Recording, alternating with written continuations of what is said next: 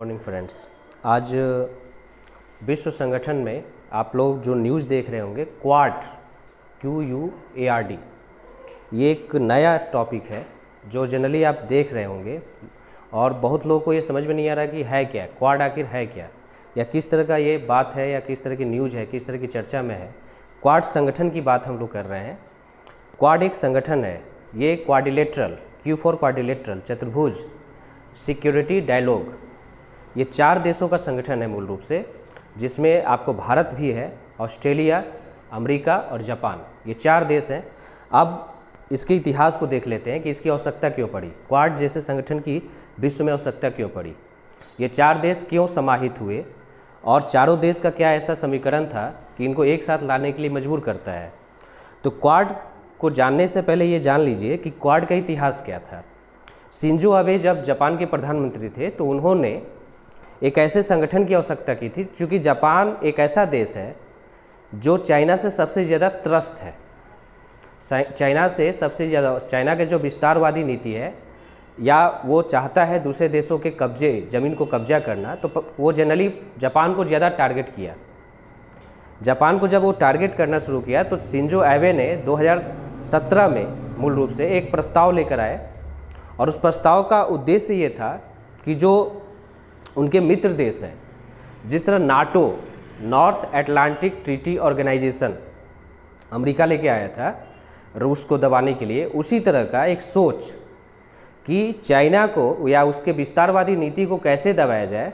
तो Shinzo Abe जो वहाँ के जापान के प्रधानमंत्री थे, उनके दिमाग की उपज है क्वाड। क्वाड एक मजबूरी भी थी जापान के लिए, क्योंकि चाइना को दबाने के लिए जापान अकेला काफ़ी नहीं था। अमेरिका तभी उसमें इंटरेस्ट लेता है जब अमेरिका को वहाँ इंटरेस्ट अपना नज़र आता है। तो इस तरह से उन्होंने एक प्रस्ताव रखा जिसमें उन्होंने डेमोक्रेटिक कंट्री की भी बात कही थी।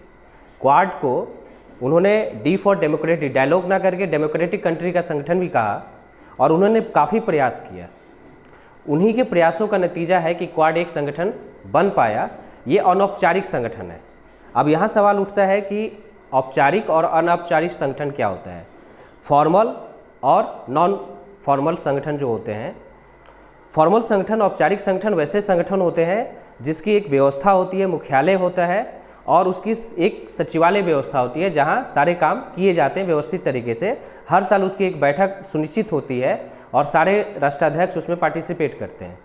अनौपचारिक संगठन कहने का मतलब ये है कि इस तरह का उसका कोई मुख्यालय नहीं होगा, उसकी बैठक हो सकती है लेकिन वो बैठक सुनिश्चित नहीं होगी, और तत्कालिक समस्या रहेगी तो वो बैठक आपातकाल में भी बुलाई जा सकती है। तो यहाँ क्वाड का उद्देश्य जो है वह स्पष्ट है कि चाइना की विस्तारवादी नीति को दबाना। अब सवाल ये है कि जापान त्रस्त था तो जापान ने क्वाड की एक तरह से प्रस्ताव लेके आया, लेकिन अब ऑस्ट्रेलिया क्यों गया? तो अगर हम विश्व की घटनाओं को देखें तो ऑस्ट्रेलिया का बहुत ज़्यादा प्रभाव चाइना में है, और चाइना जो है ऑस्ट्रेलिया को एज ए मार्केट के रूप में शोषण कर रहा है। आज भी ऑस्ट्रेलिया की यूनिवर्सिटी में चाइनीज़ प्रभाव बहुत ज़्यादा देखने को मिलता है। और कोरोना काल में अगर हम देखें रिसोर्सेज की, जहाँ तक हम बात करें, इवन PP किट, जो सिंपल टेस्टिंग किट भी था कोरोना काल का, वो सारा अगर कहीं सप्लायर केंद्र था या सेंटर था विश्व का तो चाइना था। इस सप्लायर केंद्र को, चूँकि पूरा विश्व जो था चाइना पर निर्भर था, और चाइना जिस तरह का प्रोडक्ट आपको कोरोना काल में भेजा, बहुत सारे देशों ने उसको मजबूरीवश स्वीकार किया, उनके पास कोई ऑप्शन नहीं था। तो आपने एक तरह के सप्लायर चेन को भी तोड़ने का प्रयास किया क्वाड द्वारा।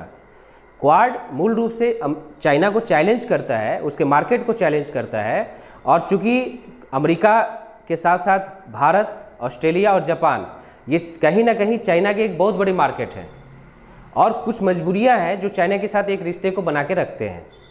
भारत के साथ समस्या ये थी कि जब चाइना के साथ हमारी समस्या निकल कर आती है, बॉर्डर इशू, तो आज तक हल नहीं हो पाया। भारत एक ऐसा देश है जो चाइना को बिल्कुल एक कड़ाई से उसको कहीं ना कहीं बॉर्डर एरिया पर रोक के रखा, और वो देखते हुए जापान को ये महसूस हुआ कि इंडिया वो देश है जिसके साथ आने से क्वाड और मजबूत होगा। चाइना को अगर सीधा टक्कर कोई दे सकता है तो इंडिया है, ये फाइनलिटी चीज़ है, क्योंकि उसकी बॉर्डर डिस्प्यूट जो है इंडिया के साथ, और जिस तरह की हमारी आर्मी ने इस क्रम में दिखाया जो चीज़ें था और विश्व में जो मैसेज गया था वो बिल्कुल पॉजिटिव था। तो अमेरिका को भी इस बात का आभास था कि एक संगठन बनना चाहिए। दूसरी बात है, क्वाड आने का एक और रीजन जो बताया जाता है कि प्रशांत महासागर और हिंद महासागर में जब इन देशों की जहाज़ें जाती हैं तो चाइना जो है कहीं ना कहीं येलो सागर में, प्रशांत महासागर में, पीला सागर जिसको बोलते हैं, प्रशांत महासागर में और हिंद महासागर में अपने प्रभाव को जमाना चाहता है नौसैनिक बल से। समुद्री डाकुए भी होते हैं जो कि कहीं ना कहीं लूटते हैं, जो बड़े बड़े जहाज़ों होते हैं उसको समुद्री डाकू जो है उनके माल को लूट लेते हैं। और इसमें जनरली देखा जाता है कि अमेरिका के सामान, ऑस्ट्रेलिया के सामान और जापान के सामान और भारत के सामान लूटे जाते हैं। और ये मूल रूप से इनका आरोप है कि ये चाइना द्वारा किए जाते हैं या चाइना द्वारा इनको हथियार सप्लाई किया जाता है और चाइना द्वारा ही करवाए जाते हैं। इस तरह क्वाड बनाने का एक और मकसद है कि जो प्रशांत महासागर और हिंद महासागर का जो क्षेत्र है जहां चाइना अपने प्रभाव को जमाना चाहता है, अपने विस्तारवादी नीति को बढ़ाना चाहता है, उस प्रभाव को रोका जा सके। क्वाड की स्थिति को अगर मैप पर आप देखिएगा तो बिल्कुल उस तरह से है, एक चतुर्भुज बन रहा है क्वाड का और वो पूरा एरिया समुद्र में आपको दिखाई देगा। तो ये बिल्कुल वो एरिया है जहाँ पर रिसोर्सेज है, संसाधन है। भविष्य का संसाधन स्थल पर नहीं है, जमीन पर नहीं है, भविष्य का संसाधन आपको समुद्र में है। क्योंकि मनुष्य को अगर खाने की भी समस्या है, जनसंख्या आपकी बढ़ती जा रही है और आपकी खाने की बहुत बड़ी समस्या का समाधान समुद्र से आप प्राप्त होने वाला है। तो भविष्य का रिसोर्स के लिए भी आपको समुद्र की तरफ देखना होगा और चाइना इसको कई साल पहले से शुरू कर चुका है। चाइना की विस्तारवादी नीति के कारण अमेरिका, भारत और ऑस्ट्रेलिया परेशान थे। जापान ऑब्वियस पहले से परेशान था। तो यही कारण था कि क्वाड को लेकर आया गया। क्वाड का भविष्य क्या हो सकता है? तो क्वाड का भविष्य तभी तय होगा अगर उसकी विवेचना हम लोग कर लें जब ये चारों देश एक अच्छा संगठन और संगठित होकर अपने राय को रखेंगे। साथ ही साथ चाइना को ही टारगेट नहीं करेंगे। कोई भी संगठन किसी एक मकसद को लेकर, किसी एक स्वार्थ को लेकर सफल नहीं हो सकता है। आर्थिक इशू को भी इसमें जोड़ने की जरूरत है। चारों देश शक्तिशाली देश हैं, विश्व व्यापार का सबसे बड़ा मार्केट इनके पास है और ये अगर व्यापारिक चीज़ों को अपने साथ डील करते हैं तो चाइना को कहीं ना कहीं आर्थिक नुकसान पहुंचेगा। तो क्वाड सिर्फ इसलिए नहीं लाना चाहिए कि प्रशांत और हिंद महासागर का चीज़ हमको चाहिए या उस तरह की चीज़ें चाहिए। सामरिक दृष्टि से जैसे मालाबार नौसेना अभ्यास जो था जिसमें क्वाड देशों ने पार्टिसिपेट किया था, तो ये सारी चीज़ें इसलिए अगर सीमित क्षेत्र में रह जाती हैं तो क्वाड का भविष्य जो है बहुत ज़्यादा उज्जवल नहीं नजर आएगा।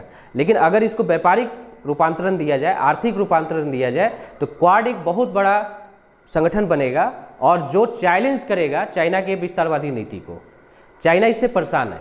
24 सितंबर अभी जस्ट आपके प्रधानमंत्री जो न्यूयॉर्क गए हैं अमेरिका, वहाँ जो यूएनओ की बैठक है 24 सितंबर में क्वाड की बैठक हुई और अगर आपने न्यूज़पेपर देखा होगा चाइना ने उसका विरोध किया है। ये दिखाता है कि चाइना परेशान है। चाइना को लगता है कि ये संगठन जो है उसके खिलाफ बना है।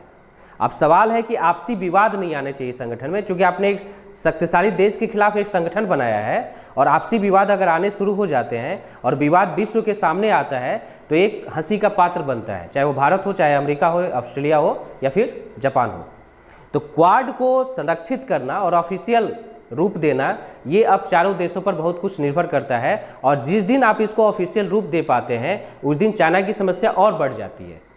चाइना आज तिलमिला रहा है, चाइना को आज परेशानी है सिर्फ इसके बैठक को लेकर और काफ़ी प्लानिंग में इसकी बैठक की गई है। ऐसा समय को चुना गया है जहां विश्व के सारे देश हो, तो विश्व को एक मैसेज जा रहा है कि क्वाड भी एक संगठन है और एक इन देशों का संगठन है और किसके खिलाफ ये बना है। चाइना ने जो कोरोना में किया, विश्व उससे एक तरह से परेशान है और चाइना के खिलाफ कोई एक्शन नहीं ले पा रहा है। तो क्वाड वो एक तरह से जवाब है चाइना को कि हम इस तरह की चीज़ें लाकर तुम्हारा जवाब भी हम दे पाएंगे। तो ये बहुत ज़रूरी है कि क्वाड को भविष्य को उज्जवल करें और अपने चीज़ों को हम मार्केट में लेके आएँ, अपने साथ हम डील कर पाएँ। जैसे अगर आपने न्यूज़ सुना होगा तो ऑस्ट्रेलिया की यूनिवर्सिटी में चाइना का प्रभुत्व है।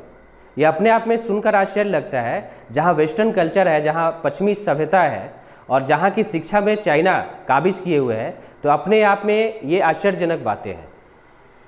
ये इस चीज़ को इस तरह से नहीं लेना चाहिए कि चाइना जो है नहीं कर सकता है। ऑब्वियस जो बेटर है वो तो आएगा ही मार्केट में। भारत के मार्केट के साथ चाइना के साथ यही प्रॉब्लम है। आप अगर इंडियन मार्केट में जाइए तो पॉलीथीन से लेकर एक कांटी तक, मीन्स सुई तक आपको चाइनीज मिलती है और ज़्यादा टिकाऊ होती है, सस्ती होती है। तो उसका ऑप्शन खोजना पड़ेगा इंडियन गवर्नमेंट को या फिर क्वाड को। आप चाइना को इसलिए बाहर नहीं कर सकते हैं क्योंकि कब तक बाहर कीजिएगा। अगर आप पीपी किट खुद नहीं बनाइएगा, कोरोना टेस्टिंग किट खुद नहीं बनाइएगा, उसकी वैक्सीन खुद नहीं बनाइएगा और चाहिएगा कि दूसरे देश आपको सप्लाई करें, तो क्वाड का कोई असर नहीं होगा, क्वाड का कोई भविष्य नहीं होगा। क्वाड अगर एक क्षेत्र तक सीमित करके रख दिया जाएगा, क्वाड को बड़े स्तर पर काम करना होगा सुरक्षा के साथ साथ, जैसे सिक्योरिटी डायलॉग ही नहीं, सुरक्षा बात वार्तालाप ही नहीं, आप आर्थिक वार्तालाप कीजिए, तकनीकी प्रसार कीजिए, तकनीक का स्थानांतरण कीजिए। अमेरिका के पास जो तकनीक है वो भारत को सप्लाई होना चाहिए, जापान को सप्लाई और ऑस्ट्रेलिया को सप्लाई होना चाहिए, या जो देशों पर अच्छी तकनीक है, चाहे वो सुरक्षा की दृष्टि से हो, कोई भी तकनीक हो, सुरक्षा की दृष्टि से या आर्थिक दृष्टि से, वो सारी चीज़ें आनी चाहिए। पर्यावरण प्रदूषण एक बड़ी समस्या है। अभी नवीकरणीय अनवीकरणीय ऊर्जा स्रोतों की बात कर रहे थे, तो वो भी एक बड़ी समस्या है इस टेक्नोलॉजी को लेकर। अभी आपने ऑक्स की जो बात सुनी, जिसमें कुछ दिन पहले अमेरिका ने नकार दिया कि ऑक्स में भारत और जापान नहीं आएंगे, तो ये कहीं ना कहीं दिखाता है कि स्पष्ट नीति नहीं है अभी क्वाड को लेकर। और ये एक ऐसा संगठन है जो शायद चाइना को दबाने के लिए आया है, और ये इसका अपना भविष्य लंबा ये लोग देखना नहीं चाहते हैं। नाटो का भविष्य तभी तक था जब तक यूएसएसआर था। नाटो आज भी काम कर रहा है, और वो अपने स्वार्थवश, जहाँ उसको और लगता है कि हम काम कर सकते हैं और जहाँ हमारा स्वार्थ सिद्ध होता है, तो वहाँ तो वो काम कर पा रहा है। क्वाड के साथ अगर ऐसा हुआ तो क्वाड जो है विश्व को एक बहुत बड़ा धक्का देगा, और खासकर इसका नुकसान सबसे ज़्यादा अगर किसी को उठाना पड़ेगा तो वह है जापान और भारत। भारत को इसलिए क्योंकि भारत के साथ अगर आपका कोई दुश्मन है, जैसे जॉर्ज फर्नांडिस ने, हमारे जो रक्षा मंत्री थे, उन्होंने एक बहुत अच्छा वाक्य कहा था जिसको मैं दोहराना चाहूँगा। उन्होंने कहा था कि विश्व में आपका नंबर 1 दुश्मन चाइना है। ऑब्वियस पाकिस्तान अब हमारे लिए कुछ नहीं है, पाकिस्तान हमारे लिए चैलेंज नहीं है, ना तो आर्थिक क्षेत्र में ना ही सामरिक क्षेत्र में। हम किसी भी उद्देश्य को अगर साध रहे हैं, जो हमारा मिसाइल सिस्टम है या सुरक्षा सिस्टम है आर्थिक, तो हम आज कहीं ना कहीं चाइना को देख रहे हैं। तो चाइना को अगर साधना है, चाइना का विस्तारवादी नीति को कंट्रोल करना है, तो क्वाड को जीवित रखना होगा और इसके भविष्य को सुनिश्चित करना होगा। थैंक यू दोस्तों, वीडियो आपको समझ में आया होगा। देन इसी तरह के और भी वीडियो आपको, जैसे ब्रिक्स हो गए या छोटे मोटे सार्क सम्मेलन हो गए, इस पर हम लोग चर्चा करते रहेंगे। Thank you.